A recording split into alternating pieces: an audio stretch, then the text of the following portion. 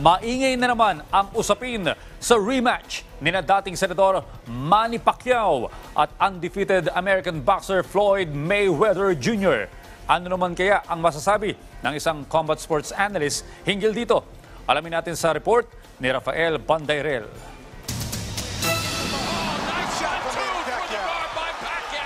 Hindi na nawala ang usapang rematch sa pagitan ni Manny Pacquiao at Floyd Mayweather Jr. kasunod ng una nilang pagtatapat noong 2015. Kamakailan nabigyang buhay na naman ang isyong ito nang mangako si Pacman sa harap ng libo-libong fans sa Japan sa New Year's Eve event ng Rizin na matutuloy na ang pagbabalik aksyon niya ngayong 2024. Surpresang inanunsyo ni Rizin Chief Executive Nobuyuki Sakakibara na si Mayweather Jr. ang makakatapat ng pambansang kamao.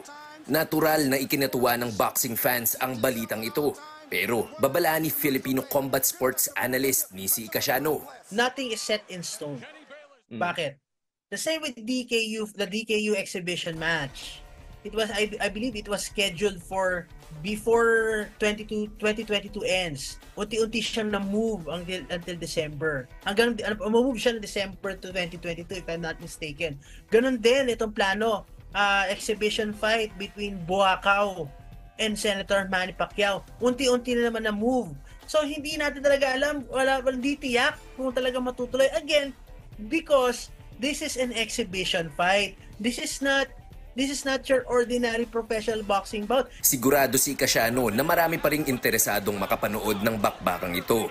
Ang para sa kanya lang, kailangan munang magkapirmahan ng kontrata bago makasigurong mangyayari talaga ang pinakaaabangang rematch. It makes sense kung sabihin natin when it comes to if they want to stay relevant in the game, ito yan exhibition the way to go. Pero yun nga, kaya nga ako may malaking question mark when it comes to the fight kasi walang nabanggit kung anong date. Walang nabanggit kung anong weight class. Sa puntong ito, kapwa retirado na sa professional boxing sina Pacquiao at Mayweather Jr.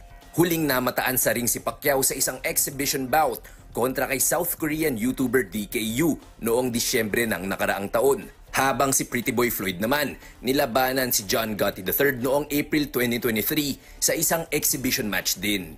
Rafael Bandairel, Rise and Shine, Pilipinas.